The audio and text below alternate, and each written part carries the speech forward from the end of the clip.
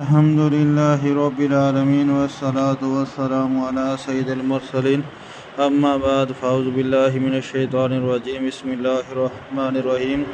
حضرت ابن عمر سے روایت ہے کہ نبی اکرم صلی اللہ علیہ وآلہ وسلم رمضان کے آخری عشرہ میں اعتکاف فرمایا کرتے تھے۔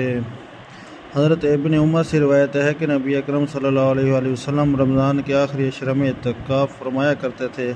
حضرت نافع کہتے ہیں کہ حضرت عبداللہ نے مجھے مسجد کی وہ جگہ دکھائی جس میں رسول اللہ صلی اللہ علیہ وآلہ وسلم اعتکاف فرمایا کرتے تھے۔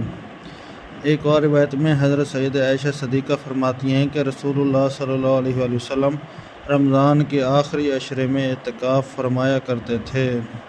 ایک اور روایت میں حضرت سید عائشہ صدیقہ فرماتی ہیں کہ رسول اللہ صلی اللہ علیہ وآلہ وسلم رمضان کے آخری عشرے میں اعتکاف فرمایا کرتے تھے۔